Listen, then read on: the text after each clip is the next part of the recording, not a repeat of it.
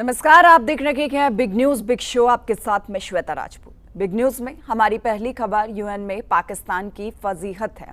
भारत ने यूएनएससी में कश्मीर को लेकर पाकिस्तान के झूठे प्रचार की कड़ी आलोचना की और पाकिस्तान की हकीकत से दुनिया को वाकिफ करवाया है। भारत के राजदूत ने कहा कि जो मुल्क अपने ही लोगों पर बम गिराता है और नरसंहार करता है, उसे भारत को नसीहत देने की जरूरत नहीं है।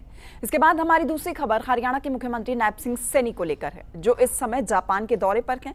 वहां पर उन्होंने जापान के विदेश राज्य मंत्री से मुलाकात की है। इस दौरान आपसी सहयोग को बढ़ाने की संभावनाओं पर चर्चा की गई है। मुख्यमंत्री नैप सिंह सैनी ने जापान को happening Haryana global investors summit 2026 में हिस्सा लेने का औपचारिक निमंत्रण भी दिया, जिसे जापान ने सकारात्मक रुचि के साथ स्वीकार कर लिया है। साथ ही सीएम सैनी ने जापान के कई बड़े उद्योगपतियों से भी मुलाकात की है। इस दौरान विभिन्न क्षेत्रों में निवेश को लेकर सार्थक चर्चा हुई। इसके बाद हमारी अगली खबर दिल्ली से। देश के रक्षा मंत्री राजनाथ सिंह ने एक कार्यक्रम में रक्षा क्षेत्र में आत्मनिर्भरता और आधुनिक तकनीक पर जोर दिया। इसके बाद हमारी अगली खबर हरियाणा से होगी। सोनीपत पहुंचे बीजेपी के प्रदेश अध्यक्ष ने पीएम मोदी के हरियाणा दौरे को लेकर बड़ा अपडेट दिया है। इसके बाद हमारी अगली खबर उत्तर प्रदेश से। मुख्यमंत्री योगी आदित्यनाथ वाल्मीकि जयंती पर आयोजित कार्यक्रम में शामिल हुए। इस दौरान उन्होंने अपने संबोधन में कहा कि संत वाल्मीकि का जीवन मानवता के कल्याण के लिए था। बिग न्यूज में अब इन सभी खबरों को आगे विस्तार से हम बताएंगे।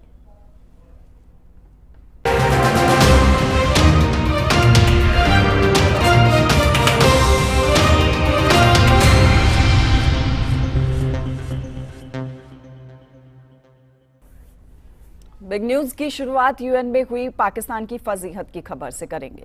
भारत ने एक बार फिर से पाकिस्तान की हकीकत को दुनिया के सामने रख दिया है। यूएनएससी में ओपन डिबेट के दौरान कश्मीर के मुद्दे पर पाकिस्तान को आईना दिखाते हुए भारत के राजदूत ने कहा कि जो देश अपने लोगों पर बम गिराता है और महिलाओं के साथ रेप करता है, उसे दूसरे को नसीहत देने का कोई अधिकार नहीं है।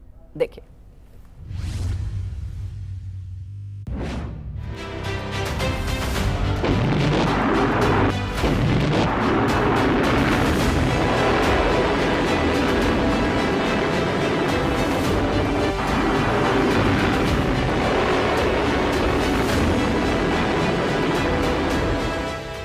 पाकिस्तान दुनिया का इकलौता ऐसा मुल्क है जिसकी हर मंच पर बेइज्जती होती है।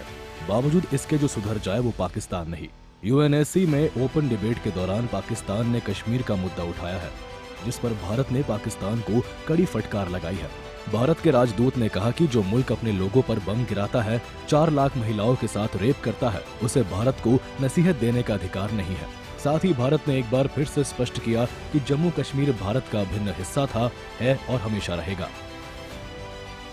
I'm happy to recall that in February 2025, India hosted the International Conference on Women Peacekeepers from the Global South, bringing together women peacekeepers from 35 nations.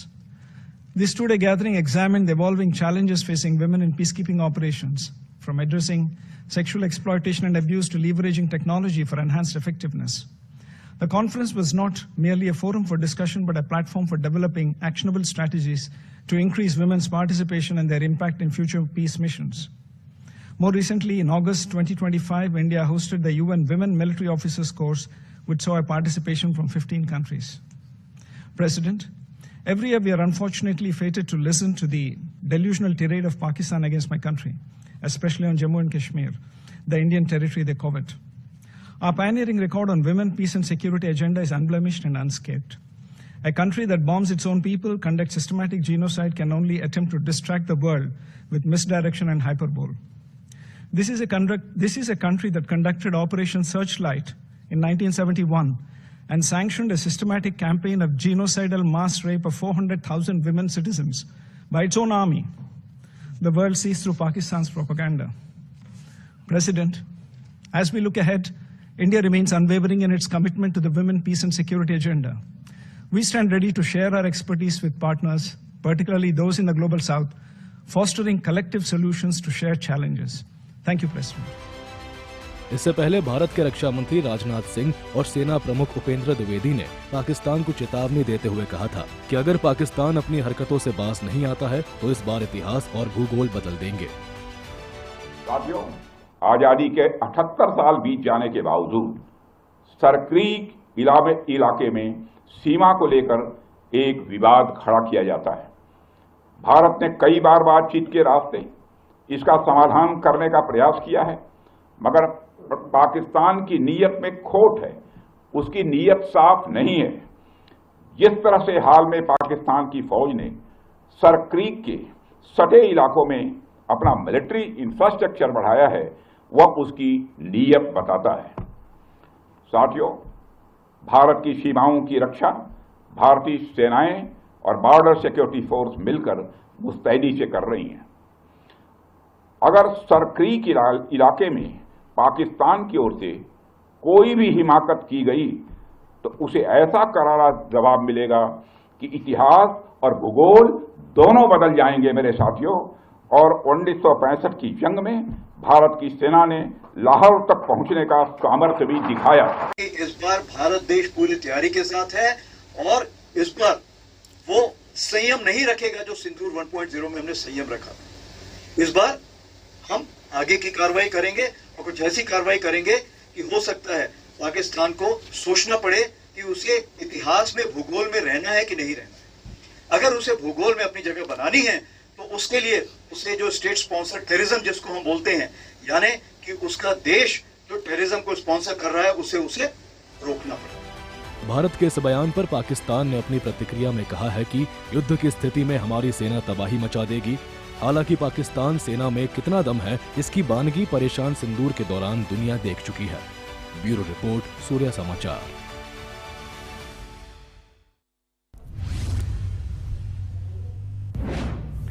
Haryana के मुख्यमंत्री नायब सिंह सैनी इस समय जापान के दौरे पर हैं। सीएम सैनी वहां जापान सरकार के मंत्री और उद्योगपतियों से मुलाकात करने के लिए पहुंचे और इस दौरान हरियाणा में निवेश को लेकर सार्थक चर्चा भी हुई है। देखिए।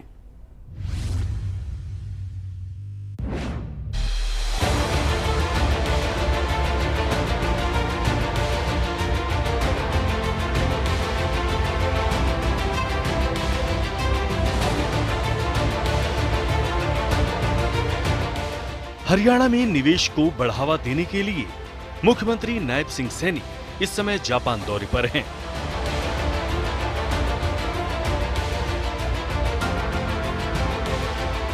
सीएम सैनी वहां जापान सरकार के राज्य मंत्री और कई बड़े बड़े उद्योगपतियों से मुलाकात कर रहे हैं। इस दौरान हरियाणा में निवेश को लेकर सार्थक चर्चा हुई है। सीएम सैनी ने कुछ तस्वीरें शेयर करते हुए लिखा है, मुझे टोक्यो में आयोजित हरियाणा शिमाने साझेदारी कार्यक्रम में हरियाणा प्रतिनिधि मंडल का नेतृत्व करने का सम्मान प्राप्त हुआ। शिमाने प्रांत के राज्यपाल की उपस्थिति में आयोजित इस सत्र में सूचना प्रौद्योगिकी और उभरती प्रौद्योगिकियों, इलेक्ट्रॉनिक्स और सेमीकंडक्टर तथा कृषि एवं खाद्य प्रसंस्करण जैसे क्षेत्रों में हरियाणा और शिमाने के उद्यमों के बीच सहयोग को बढ़ावा देने पर ध्यान केंद्रित किया गया। ये साझेदारी हरियाणा के विकास पथ के लिए राष्ट्रीय सहयोग, नवाचार और समावेशी विकास को बढ़ावा देने की हमारी प्रतिबद्धता का प्रतीक है। जापान दौरे पर पहुंचे सीएम सैनी ने टोक्यो से ओसाका तक बुलेट ट्रेन की सवारी भी की। इस यात्रा को लेकर अपना अनुभव साझा करते हुए सीएम सैनी ने लिखा, बुलेट ट्रेन जो अपने बुनियादी ढांचे और परिचालन उत्कृष्टता के लिए प्रसिद्ध है, रास्ते में माउंट फूजी का मनमोहक दृश्य देखना एक यादगार अनुभव था, जो जापान की परंपरा और आधुनिक नवाचार के बीच सामंजस्य का एक सच्चा प्रतीक है। इस यात्रा का हर कदम हरियाणा की सतत वैश्विक रूप से प्रतिस्पर्धी प्रगति की दिशा में आगे बढ़ने की दिशा में मूल्यवान दृष्टिकोण प्रदान करता है। बता दें कि सीएम सैनी के साथ जापान दौरे पर हरियाणा के कैबिनेट मंत्री राव नरबीर सिंह भी हैं। जापान दौरे की यात्रा से पहले सीएम सैनी ने कहा था कि हमारी इस यात्रा से हरियाणा में निवेश के अवसर खुलेंगे। ब्यूरो रिपोर्ट, सूर्या समाचार।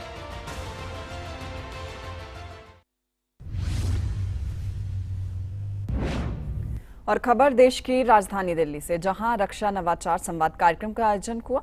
इस दौरान रक्षा मंत्री राजनाथ सिंह ने भारत की आत्मनिर्भरता पर जोर दिया। राजनाथ सिंह ने कहा कि हमें आधुनिक तकनीक के साथ आगे बढ़ना होगा। देखें। स्वदेशी को गांधी जी ने हमेशा स्वदेशी को अपनाने पर बल दिया। पिछले कुछ वर्षों में खादी की बिक्री में बहुत तेजी देखी गई। गर्व से कहें, ये स्वदेशी है। भारत इस समय सभी आत्मनिर्भरता पर फोकस कर रहा है ताकि साल 2047 तक भारत को विकसित राष्ट्र की श्रेणी में खड़ा किया जा सके। दिल्ली में रक्षा नवाचार संवाद कार्यक्रम का आयोजन किया गया। इस दौरान देश के रक्षा मंत्री राजनाथ सिंह ने कहा कि भारत तेजी से रक्षा के क्षेत्र में आत्मनिर्भर हो रहा है। जब हम रक्षा क्षेत्र में आत्मनिर्भरता की बात करते हैं, यह केवल मेक इन इंडिया या एक्सपोर्ट फिगर्स की बात नहीं होती है।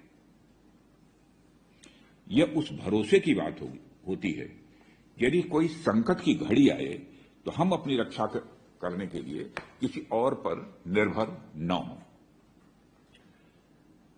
और यह उस आत्मविश्वास की बात होती है जो हमारी सेनाएं जो भी हथियार इस्तेमाल करती हैं वो हमारी अपनी जमीन पर बने हों, हमारे भारतवासियों के द्वारा बने हों, हमारे भारत के वैज्ञानिकों के द्वारा बने हों और हमारे इंजीनियरों की प्रतिभा से ये बने। इस दौरान राजनाथ सिंह ने देश की एकता को लेकर ऑपरेशन सिंदूर और नई जीएसटी पॉलिसी का उदाहरण दिया। राजनाथ सिंह ने कहा कि जब हम एक होते हैं तो कोई भी लक्ष्य बड़ा नहीं होता है। रक्षा सुरक्षा हमारी एक कलेक्टिव रिस्पॉन्सिबिलिटी है। डिफेंस सेक्टर को मजबूत करना केवल किसी एक संस्था अथवा किसी एक सरकार का काम नहीं, बल्कि पूरे भारत का एक साझा संकल्प है। जब हम एक साथ मिलकर काम करते हैं तो कोई लक्ष्य, मैं मानता हूं कि अपने में बड़ा नहीं रह जाता है। और इसका एक उदाहरण मैं आपको देता हूं। अभी कुछ ही दिनों पहले हम सब ने मिलकर सेंटर, स्टेट और यूटी के सहयोग से जीएसटी में एक बहुत बड़ा रिफॉर्म, मेजर रिफॉर्म को बहुत ही सक्सेसफुली हम लोग लागू करने में कामयाब हुए हैं। और कई बार लोग मानते हैं कि सेंटर और स्टेट्स का आपस में कॉन्फ्लिक्ट रहता है, लेकिन जीएसटी आज कोऑपरेटिव फेडरलिज्म और सेंटर स्टेट पार्टनरशिप का एक जीवंत उदाहरण बन चुका है, जो हाल ही में इस संबंध में फैसला हुआ है। इस तरह का एक और उदाहरण मैं आप सबके सामने रखना चाहूंगा। ऑपरेशन सिंदूर के दौरान देश में जब मॉक ड्रिल की जरूरत पड़ी तो सभी स्टेट गवर्नमेंट्स और उनकी एजेंसी ने इसमें पूरी सक्रियता के साथ अपनी भागीदारी सुनिश्चित की। बता दें कि इस कार्यक्रम में देश के तीनों सेना प्रमुख और चीफ ऑफ डिफेंस स्टाफ मौजूद थे। इस दौरान राजनाथ सिंह ने सेना को मजबूती और विकसित भारत पर जोर दिया। ब्यूरो रिपोर्ट, सूर्य समाचार।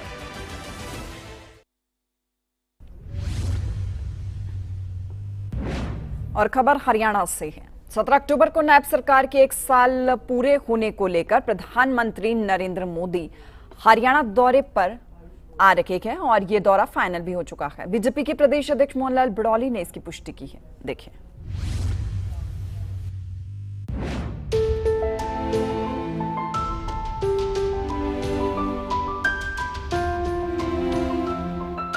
प्रधानमंत्री नरेंद्र मोदी का हरियाणा दौरा तय हो गया है। 17 अक्टूबर को पीएम मोदी सोनीपत की राई विधानसभा क्षेत्र स्थित राजीव गांधी एजुकेशन सिटी में महारैली को संबोधित करेंगे। ये रैली हरियाणा सरकार के 1 साल पूरा होने पर आयोजित की जा रही है। इस दौरान पीएम मोदी प्रदेश की जनता को करोड़ों की परियोजनाओं की सौगात देंगे। बीजेपी प्रदेशाध्यक्ष मोहनलाल बड़ौली ने सोनीपत पहुंचकर जिला प्रशासन के अधिकारियों के साथ रैली स्थल का निरीक्षण किया। इसके बाद वे एक निजी स्कूल के कार्यक्रम में भी शामिल हुए। इस मौके पर उन्होंने कांग्रेस पर भी निशाना साधा। विपक्ष का आचरण किस प्रकार का है, विपक्ष की भाषा किस प्रकार की है और विपक्ष जो लोकतंत्र में विश्वास करने वाले वोटर हैं उनको चोर बताने का काम कांग्रेस पार्टी कर रही है। जो कांग्रेस पार्टी वोट मांगने का काम करती है, कम से कम जिन्होंने वोट डाले उनको चोर तो ना कहे। ये कांग्रेस पार्टी को इस बात का जवाब देश की जनता देगी। बड़ौली ने कहा कि कांग्रेस के नए अध्यक्ष राव नरेंद्र द्वारा लगाए गए वोट चोरी के आरोप बेबुनियाद हैं। उन्होंने कहा कि विपक्ष लोकतंत्र में विश्वास रखने वालों को चोर कह रहा है। कम से कम उन लोगों को तो चोर न कहें जिन्होंने वोट डालकर सरकार बनाई। बहरहाल पीएम मोदी के हरियाणा दौरे को लेकर तैयारियां जोरों पर हैं। सोनीपत में 17 अक्टूबर को होने वाली इस महारैली में भारी संख्या में लोगों के जुटने की उम्मीद है। ब्यूरो रिपोर्ट, सूर्य समाचार।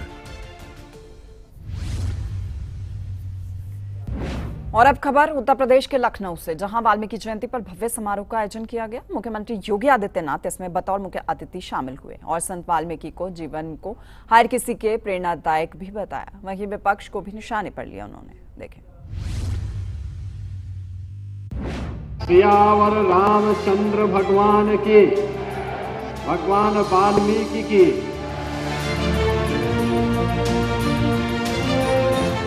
महर्षि वाल्मीकि जयंती पूरे देश में धूमधाम से मनाई जा रही है। लखनऊ में भी महर्षि वाल्मीकि के सम्मान में एक समारोह आयोजित किया गया, जिसमें उत्तर प्रदेश के मुख्यमंत्री योगी आदित्यनाथ, उप मुख्यमंत्री ब्रजेश पाठक और अन्य वरिष्ठ मंत्रियों व नेताओं सहित प्रमुख राजनीतिक हस्तियां शामिल हुई। ये कार्यक्रम रामायण के रचयिता वाल्मीकि के महत्व और भारतीय संस्कृति एवं साहित्य में उनके योगदान पर प्रकाश डालता है। सीएम योगी आदित्यनाथ कहते हैं, जब हम महर्षि वाल्मीकि की बात करते हैं तो हम भारत की पूजनीय विभूतियों की परंपरा के एक महान व्यक्ति की बात कर रहे होते हैं। स्मरण करें कि जब उन्हें लिखना होता था तो वो घोर तपस्या और साधना में लीन रहते थे। मानवता के कल्याण का मार्ग प्रशस्त करने के लिए उन्होंने किसी और से नहीं बल्कि दिव्य महर्षि नारद से प्रश्न पूछे थे।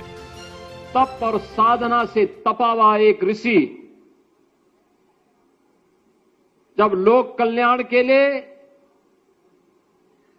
और मानव कल्याण का मार्ग प्रशस्त करने के लिए किसी एक नई कृति की रचना करने के लिए उस समय के समाज से प्रश्न करता है, प्रश्न एक ही उनके द्वारा होता है और वह प्रश्न उन्होंने किसी और से नहीं देवर्षि नारद से प्रश्न किया था। महर्षि वाल्मीकि प्रश्न करते हैं कि चारित्रेण च को युक्त, यानी चरित्र से युक्त कौन ऐसा व्यक्ति है जिसके बारे में मैं कुछ लिख सकूं। हजारों वर्ष पहले यह भाव, क्योंकि महर्षि वाल्मीकि जैसा त्रिकालदर्शी ऋषि इस बात को जानता था कि चरित्र से युक्त व्यक्ति ही लोक कल्याण का माध्यम बन सकता है, राष्ट्र कल्याण का माध्यम बन सकता है। इसके साथ ही सीएम योगी ने महर्षि वाल्मीकि को याद करते हुए कहा कि ऋषि वाल्मीकि की मूर्तियां स्थापित की जा रही है और मंदिर बनाए गए हैं। भगवान वाल्मीकि को समर्पित एक मंदिर भी वहां स्थापित किया गया है। हमें इस बारे में बताना होगा, याद रखना, वाल्मीकि समाज हमारा बहुत प्रभावी समाज है और आपको ये भी बताना चाहिए, देश का पहला इंटरनेशनल एयरपोर्ट कहीं बना है तो अयोध्या में बना है, भगवान वाल्मीकि के नाम पर। राम मंदिर परिसर में जिन सप्त ऋषियों की प्रतिमा लग रही है और मंदिर बन चुका है, वह भगवान वाल्मीकि का भी एक मंदिर बना है वहां पर। ये सब बन चुके हैं, ये सभी कार्यक्रम आगे बढ़ रहे हैं और हमें इस बारे में पूरे समाज को अवगत कराना चाहिए कि देखिए, ये कार्य डबल इंजन की सरकार के समय, भारतीय जनता पार्टी की सरकार के समय हो रहे हैं। जो लोग भगवान राम पे विश्वास ही नहीं करते, राम भक्तों पे गोली चलाते हैं, उन लोगों से उम्मीद की ही नहीं जा सकती कि वे ऐसा काम करते, क्योंकि वे लोग तो वही काम करेंगे जिससे समाज में विघटन की स्थिति पैदा हो। तो वही विपक्ष पर निशाना साधते हुए सीएम योगी आदित्यनाथ ने कहा कि अयोध्या हवाई अड्डे का निर्माण समाजवादी पार्टी की सरकार ने नहीं कराया था। जब हम इसका निर्माण कर रहे थे तब ही उन्होंने इसका विरोध किया था। जब हमारे प्रधानमंत्री ने अयोध्या हवाई अड्डे का नाम महर्षि वाल्मीकि के नाम पर रखा, तभी समाजवादी पार्टी ने इसका विरोध किया। एक भव्य स्मारक का निर्माण और दुनिया की सबसे बड़ी बाबा साहब की प्रतिमा की स्थापना का कार्य महाराष्ट्र की मुंबई में किया गया। याद करिए ना, अयोध्या में एयरपोर्ट का निर्माण समाजवादी पार्टी की सरकार ने नहीं किया। ये तो हम जब बना रहे थे तब भी विरोध कर रहे थे, और जब हम लोगों ने, प्रधानमंत्री जी ने जब अयोध्या एयरपोर्ट का नामकरण महर्षि वाल्मीकि के नाम पर किया, तब भी समाजवादी पार्टी विरोध कर रही थी, तब भी विरोध कर रही थी। जब भी कोई ऐसा कार्यक्रम होता, लालापुर में आप जाइए, लालापुर के आश्रम में समाजवादी पार्टी के ही गुंडे कब्जा कर रहे थे। हमने कहा कि गुंडे जितने भी ये लोग कब्जा कर रहे हैं,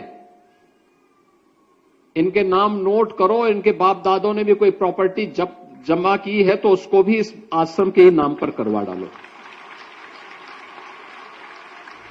यही ये लोग करते थे। इस दौरान सीएम योगी ने कहा कि जब हम महर्षि वाल्मीकि की बात करते हैं तो हम भारत की पूजनीय महापुरुषों की परंपरा के एक महान व्यक्तित्व की बात कर रहे होते हैं। जब उन्हें लेखन की आवश्यकता हुई तो उन्होंने घोर तपस्या और ध्यान किया। मानवता के कल्याण का मार्ग प्रशस्त करने के लिए उन्होंने किसी और से नहीं बल्कि दिव्य महर्षि नारद से प्रश्न पूछे।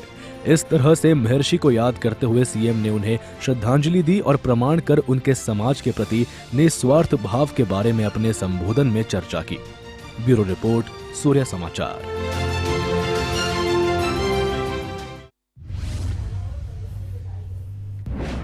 इसी तरह हरियाणा में भी महर्षि वाल्मीकि की जयंती मनाई गई। हरियाणा के कई जिलों में आयोजित कार्यक्रम में सरकार के मंत्री पहुंचे और महर्षि वाल्मीकि के साथ ही भगवान राम के जीवन पर प्रकाश भी डाला। देखें रिपोर्ट।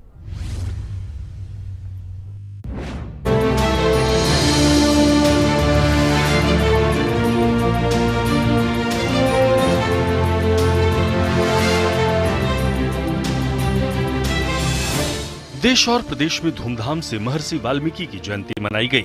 कैबिनेट मंत्री राजेश नागर ने भी फरीदाबाद के हुड्डा कॉन्वेंशनल हॉल में भगवान वाल्मीकि जयंती के अवसर पर बतौर मुख्य अतिथि शिरकत की। साथ ही प्रधानमंत्री नरेंद्र मोदी और प्रदेश के मुख्यमंत्री नायब सैनी का धन्यवाद किया और कहा कि बीजेपी सरकार में तमाम महापुरुषों की जयंती धूमधाम से मनाई जाती है। इस अवसर पर कैबिनेट मंत्री ने अच्छा काम करने वाले वाल्मीकि समाज के लोगों को भी सम्मानित किया और महर्षि वाल्मीकि के जीवन पर प्रकाश डाला। साथ ही कहा कि मर्यादा पुरुषोत्तम प्रभु श्री राम के जीवन से सीख लेने की जरूरत है। आभार प्रकट करना चाहूँगा अपने मुख्यमंत्री श्री नायब सैनी जी का, अपने प्रधानमंत्री श्री नरेंद्र मोदी जी का। अब से पहले भी सरकारें रहीं, पर जो हमारे महापुरुष हैं उनकी जयंती पहले नहीं मनाई जाती थी। अब हमारी सरकार सभी जो हमारे महर्षि हैं, महापुरुष हैं, उनकी सबकी जयंती मनाते हैं और उसी के तहत आज महर्षि वाल्मीकि जयंती हमारे जिला फरीदाबाद में मनाई गई और ये पूरे हरियाणा में ही नहीं पूरे हिंदुस्तान में इसको मनाया जा रहा है। और इस तरह से जो सम्मान हमारी सरकार दे रही है महापुरुषों को, महर्षि को, तो इसके लिए भी फिर से मैं बहुत बहुत आभार और धन्यवाद प्रकट करना चाहूँगा अपनी केंद्र सरकार और प्रदेश सरकार। वहीं चंडीगढ़ के प्रशासक और पंजाब के राज्यपाल गुलाब चंद कटारिया ने भी भगवान वाल्मीकि जयंती के अवसर पर डड्डू माजरा में आयोजित एक कार्यक्रम में शिरकत की। इस अवसर पर माननीय राज्यपाल ने कहा कि भगवान वाल्मीकि जी ने रामायण की रचना की थी और संस्कृत में लिखी गई प्रथम रामायण के रचयिता भी वही थे। गुलाब चंद कटारिया ने भी डॉक्टर भीमराव अंबेडकर का उल्लेख करते हुए कहा कि बाबा साहेब द्वारा निर्मित संविधान के सिद्धांतों पर चलना ही आज सच्चे अर्थों में उनके प्रति श्रद्धांजलि है। भगवान वाल्मीकि ने जिस रामायण की रचना की वो सबसे पहली, और संस्कृत में अगर कोई रामायण लिखी गई है तो ऐसे विद्वान उस समय के संत वाल्मीकि जी ने लिखी। और सीता को अगर ऐसे समय में जब वो घर से एक तरह से उसको निकाल दिया गया, ये मान लिए, तो अपने दोनों बच्चों को भी जन्म अगर कहीं दिया तो वाल्मीकि आश्रम में उनको शरण देने के कारण से, और वो दोनों ही बच्चे अगर तैयार हुए और दुनिया में सबसे शक्तिमान व्यक्ति के रूप में अगर खड़े हुए तो लव और कुश उसका पालन भी उसी आश्रम में हुआ। तो वास्तव में हमारे यहाँ अनादिकाल से जो व्यक्ति की बुद्धि की प्रखरता होती है उसकी कोई लिमिट नहीं होती है। तो मैं सोचता हूँ उस समय रामायण का इतना अच्छा चित्रण, एक तरह से भगवान राम का बचपन से लेकर के अंतिम समय तक का जिस प्रकार से वर्णन हुआ है उसने एक तरह से हमारी सनातन संस्कृति को जिंदा कर दिया। पंचकुला में भी महर्षि वाल्मीकि जयंती का आयोजन किया गया, जिसमें हरियाणा की स्वास्थ्य मंत्री आरती राव ने मुख्य अतिथि के तौर पर शिरकत की। इस अवसर पर कालका विधानसभा से विधायक शक्ति रानी मौर्य और पूर्व विधानसभा अध्यक्ष ज्ञानचंद गुप्ता भी कार्यक्रम में मौजूद रहे। कैबिनेट मंत्री ने महर्षि वाल्मीकि की प्रतिमा पर दीप प्रज्वलित कर उन्हें नमन किया। और सफाई सेवकों को सम्मानित कर शुभकामनाएं दी। सभी जानते हैं कि आज वाल्मीकि जयंती है और महर्षि वाल्मीकि ने रामायण की रचना की थी और आज मैं इस जयंती पे आप सभी को शुभकामनाएं देती हूँ और ये कहना चाहती हूँ कि महर्षि वाल्मीकि जी ने हमें अपने जीवन में कैसे चलना सिखाया है और उसी राह पे चलने आने वाले वक्त में हमें चलना चाहिए और हमारे आने वाले जो नस्ल है उनको भी ये सीख देनी चाहिए कि कैसे संकल्प करें कि आने वाले जो हमारी नस्ल है उनको कौन सी राह दिखाएं। नूह में भी महर्षि वाल्मीकि जयंती के अवसर पर जिला स्तरीय समारोह का आयोजन किया गया। कार्यक्रम में मुख्य अतिथि के रूप में बल्लभगढ़ से विधायक मूलचंद शर्मा के साथ ही वरिष्ठ अतिथि के रूप में पूर्व मंत्री कुंवर संजय सिंह ने शिरकत की। इस अवसर पर दोनों नेताओं ने महर्षि वाल्मीकि के जीवन और उनकी शिक्षाओं और समाज सुधार में उनके योगदान पर प्रकाश डाला।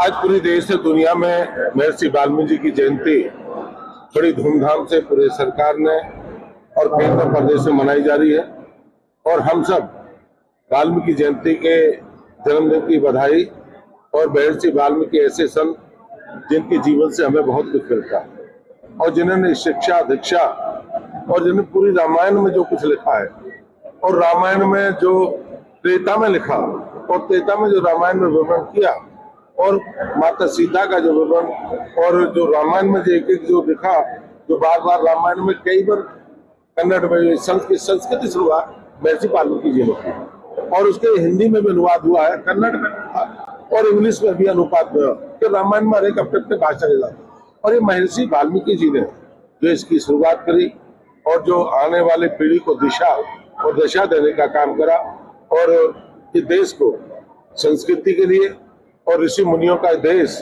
और ऋषि मुनियों के ये सब ऋषियों के वंशज है।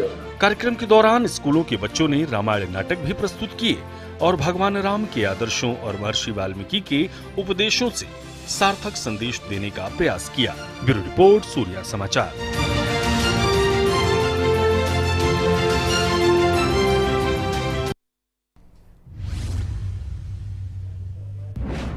और बिग न्यूज में मेरे साथ इतना ही। नमस्कार।